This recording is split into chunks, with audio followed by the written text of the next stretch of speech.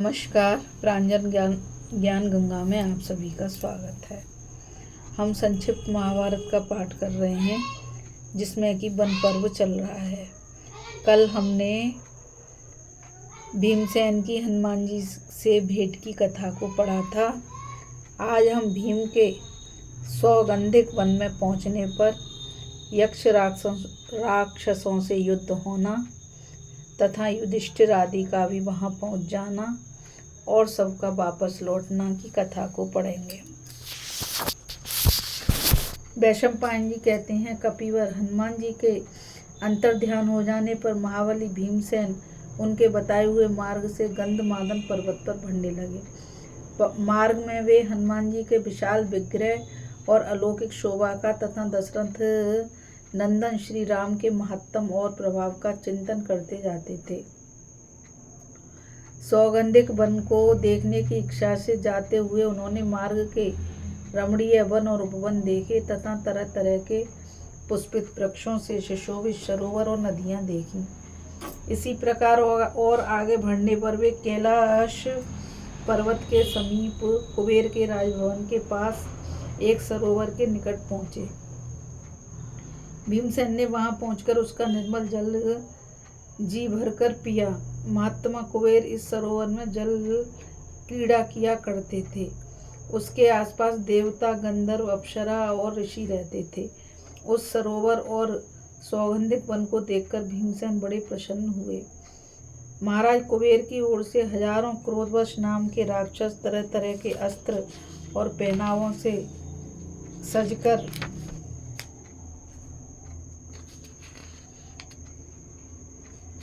ही इस स्थान की रक्षा करते थे। उन्होंने महाबाहु भीम के पास जाकर उनसे पूछा, कृपया बताइए आप कौन हैं? आपका भेष तो मुनियों का सा है, परंतु आप हथियार भी लिए हुए हैं। कहिए आप यहाँ किस उद्देश्य से आए हैं? भीमसेन ने कहा, राक्षसों, मेरा नाम भीमसेन है। मैं धर्मराज युधिष्ठिर से छोटा महाराज पांडु का पुत्र हूँ। मैं भाइयों के साथ आकर विशाला में ठहरा हुआ हूँ। यहाँ से वायु से उड़कर एक सुंदर सौगंधिक पुष्प हमारे निवास स्थान पर गया था। उसे देखकर द्रौपदी को वैसे ही फूल लेने की इच्छा हुई, इसी से मैं यहाँ आया हूँ। राक्षसों ने कहा, पुरुष प्रवर, यह यक्षराज कुबेर का प्रिय क्रीड़ा स्थान है। यहाँ मरण धर्मा मनुष्य विहार नहीं कर सकता। यहाँ देवर्षि, यक्ष और देवता भी यक्षराज से आज्ञा लेकर ही जलपान और विहार आदि करते हैं। फिर आप उनका निरादर करके बलात् कमल क्यों लेना चाहते हैं?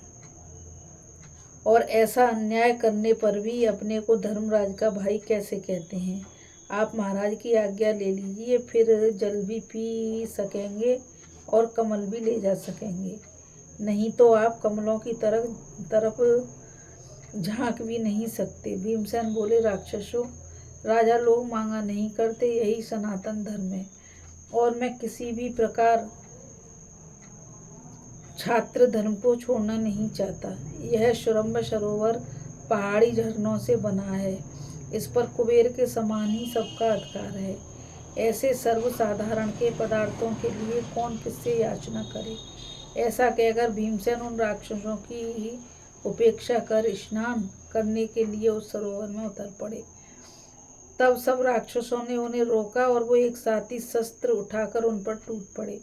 भीमसेन भी अपनी यमदंड के समान सुवर्ण मंडिता भारी गदा उठाकर ठहरो ठहरो ऐसा चिल्लाते हुए उन पर आक्रमण करने लगे।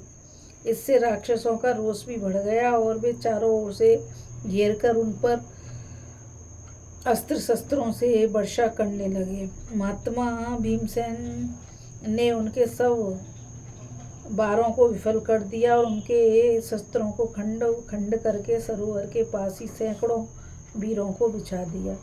भीमसेन की मार से पीड़ित और अचेत हुए वे क्रोधवश राक्षस रणांगण से भागे और विमानों पर चढ़कर आकाश मार्ग से कैलाश की चोटियों पर चले गए। उन्होंने यक्षराज कुबेर के पास जाकर बहुत डरते डरते युद्ध में भीमसेन के बल और पराक्रम का वर्णन किया। इधर भीम सुगंधित रम्य कमलों को बीनने लगे। राक्षसों की बात सुनकर कुबेर बड़े हंसे और बोले, मुझे इन सब बातों का पता है। द्रौपदी के लिए भीमसेन को जितने कमल चाहिए उतने ले जाएं। इससे राक्षसों का क्रोध ठंडा पड़ गया और वे भीमसेन के पास आए। इधर बद्रिकाश्रम में भीमसेन के युद्ध की सूचना देने वाला वेगवान, तीखा और धूल बरसाने वाला वायु चलने लगा। वहाँ बार बार बड़ी गड़गड़ाहट के साथ पृथ्वी पर उल्कापात होने लगा, जो सबके हृदय में बड़ा भय उत्पन्न कर देता था। धूल से ढक जाने के कारण सूर्य का तेज मंद पड़ गया। पृथ्वी डगमगाने लगी, दिशाएं लाल लाल हो गईं, मृग और पक्षी चित्कार करने लगे। सब और अंधेरा ही अंधेरा छा गया। आंखों से कुछ भी नहीं दिखता था। इनके सिवा वहाँ और भी अनेकों भयंकर उत्पात होने लगे। ऐसी विचित्र स्थिति देखकर धर्मपुत्र युधिष्ठिर ने कहा, पांचाली भीम कहाँ है? मालूम होता है वह कहीं कुछ भयंकर कर्म करना चाहता है अथवा कुछ कर बैठा है, क्योंकि वे अकस्मात होने वाले उत्पात किसी महान युद्ध की सूचना दे रहे हैं। तब द्रौपदी ने कहा, राजन, वायु से उड़कर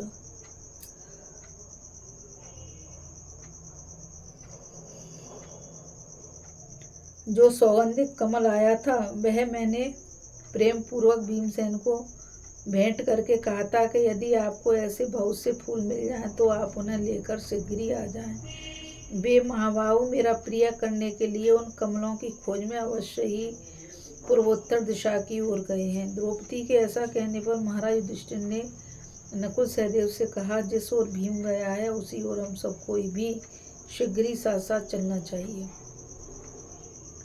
राक्षस लोग तो ब्राह्मणों को ले चले और भैया घटोत्कच तुम द्रौपदी को ले चलो। देखो भीमसेन ब्रह्मवादी सिद्ध पुरुषों का कोई अपराध न करे। उससे पहले ही यदि हम लोगों के प्रभाव से पहुंच जाएं तो बहुत अच्छा। तब घटोत्कच इत्यादि सब राक्षस जो आज्ञा ऐसा कहकर पांडवों और अनेकों ब्राह्मणों को उठाकर लोमश जी के साथ प्रसन्न चित्त से चल दिए, क्योंकि वे अपने लक्ष्य स्थान कुबेर के सरोवर को जानते थे। उन्होंने शीघ्र ही जाकर एक सुंदर वन में कमल की गंध से सुवासित एक अत्यंत मनोहर सरोवर देखा। उसी के तीर पर उन्हें परम तेजस्वी भीमसेन दिखाई दिए और उनके पास ही अनेकों मरे हुए यक्ष भी देखे। भीमसेन को देखकर धर्मराज ने बार बार उनका आलिंगन किया और फिर मीठी वाणी से कहा, कुंती नंदन, तुम यह क्या कर बैठे हो? यह तो तुम्हारा साहस ही है, इससे देवताओं का भी अप्रिय हुआ ही है। यदि तुम मेरा भला चाहते हो तो ऐसा काम फिर कभी मत करना। इस प्रकार भीमसेन को समझाकर उन्होंने सौगंधिक कमल ले लिए और फिर देवताओं के समान उसी सरोवर में क्रीड़ा करने लगे। इतने में ही उस बगीचे के रक्षक विशालकाय यक्ष राक्षस प्रकट हो गए। उन्होंने धर्मराज, नकुल, सहदेव, महर्षि लोमश तथा दूसरे ब्राह्मणों को देखकर विनय से झुककर प्रणाम किया। धर्मराज के सांत्वना देने से वे कुबेर के दूत शांत हुए और कुबेर को भी पांडवों के आने की सूचना मिल गई। फिर अर्जुन के आने की प्रतीक्षा करते हुए उन्होंने कुछ समय तक यहाँ गंधमादन के शिखर पर ही निवास किया। वहाँ रहते समय एक दिन द्रौपदी भाई और ब्राह्मणों के साथ वार्तालाप करते हुए धर्मराज युधिष्ठिर ने कहा, जहाँ पहले देवता और मुनियों ने निवास किया है, ऐसे अनेकों पवित्र और कल्याणकारी तीर्थ और मन को आनंदित करने वाले वनों के हमने दर्शन किए हैं। साथ ही जहाँ तहाँ आश्रम में अनेकों शुभ कथाएं सुनते हुए हमने विशेषतः ब्राह्मणों के साथ तीर्थों में स्नान किया है तथा सर्वदा पुष्प और जल से देव पूजन करते रहे हैं और जैसे कंद मूल फल मिल सके हैं उनसे पितरों का भी तर्पण किया है। इस प्रकार महात्मा लोमश ने हमें क्रमशः सभी तीर्थ स्थानों के दर्शन करा दिए हैं। अब यह सिद्धों से सेवित कुबेर जी का पवित्र मंदिर है, इसमें हमारा प्रवेश कैसे होगा? जिस समय धर्मराज इस प्रकार बातचीत कर रहे थे उसी समय उन्हें आकाशवाणी सुनाई दी, अब तुम यहाँ से आगे नहीं जा सकते। यह मार्ग बहुत दुर्गम है, इसलिए कुबेर के आश्रम से आगे न बढ़कर तुम जिस मार्ग से आए हो उसी से श्री नर नारायण के स्थान बद्रिकाश्रम को लौट जाओ।